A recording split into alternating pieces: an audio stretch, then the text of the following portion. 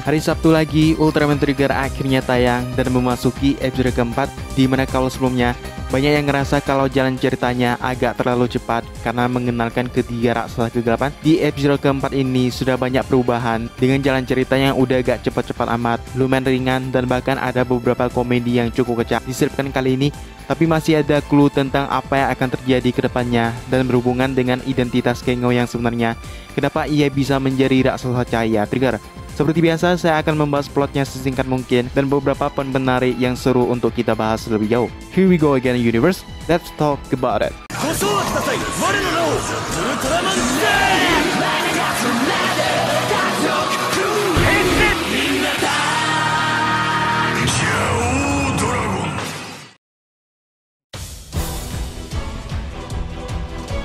Episode kali ini dimulai dengan memperhatikan Kengo yang menyirami bunganya tiba-tiba dipanggil oleh Yuzare dan memunculkan penglihatan di mana Kengo seperti sedang berubah menjadi Dark Trigger yang ternyata ia sedang bermimpi. Kengo, Akito, dan Yuna ditugaskan untuk menyelidiki reruntuhan kuno dan sebuah artefak batu yang mana Ignis juga berada di sana untuk mencuri artefak tersebut. Di laboratorium, Akito menjelaskan pada Kengo mengenai kejadian pertarungan Trigger dan Yuzare melawan ketiga raksasa kegelapan di masa lalu, sehingga membuat Kengo bertanya-tanya kenapa ia yang akhirnya terpilih sebagai Ultraman Trigger dan ingatan sebelumnya yang memberatkan tangannya seperti sedang diselimuti oleh kegelapan. Tiba-tiba Ignis muncul di tempat itu untuk mencuri Spark Lance batu milik Akito dan sempat dihadang oleh semua anggota God Select yang berhasil merebut kembali Spark Lance batu. Namun tiba-tiba muncul seekor kaiju mirip Gubila yang bervarian lain bernama Okagubila dan hidup di dalam tanah, yang mana ternyata Okagubila mencari artefak batu yang dibawa oleh Ignis sebelumnya. Kengo pun berubah menjadi Ultraman Trigger untuk melawannya, namun ia tampak sangat kesulitan dan dengan dibantu oleh Akito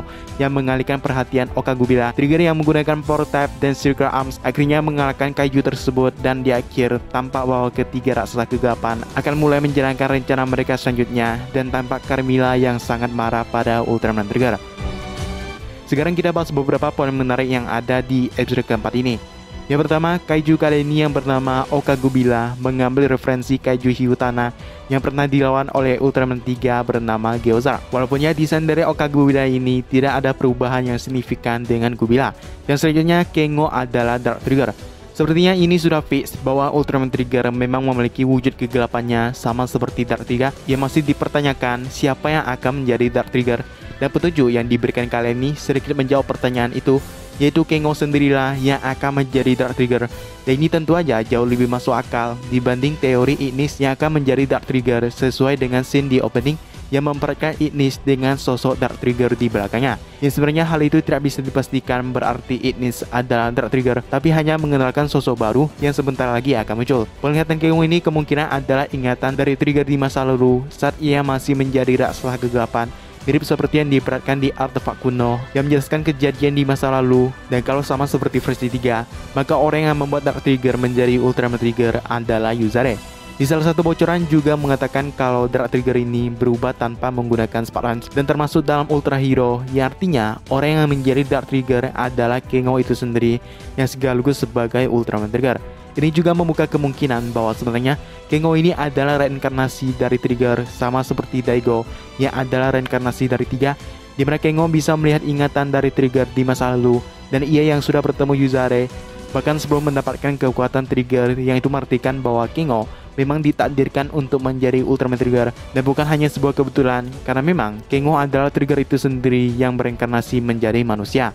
Yang selanjutnya, Kapten Tatsuya versus Ignis. Ini adalah salah satu momen yang lumayan menarik kali ini, yaitu ketika Ignis yang sedang melawan semua anggota God Select berhadapan satu lawan satu dengan Kapten Tatsuya yang sepertinya ada sesuatu di antara mereka, di mana Tatsuya dan Ignis sempat bertatapan agak lama hingga akhirnya ia berhasil merebut kembali Spark Lance batu yang dicuri oleh Ignis. Alien Meteor Maruru juga mengaku bahwa ia sepertinya pernah melihat segel yang ada pada tubuh Ignis yang sudah terungkap di episode sebelumnya bahwa ia adalah salah satu dari bangsa Lishurian, yang masih dipertanyakan apakah masih ada yang lain selain Ignis atau hanya dialah satu-satunya yang tersisa.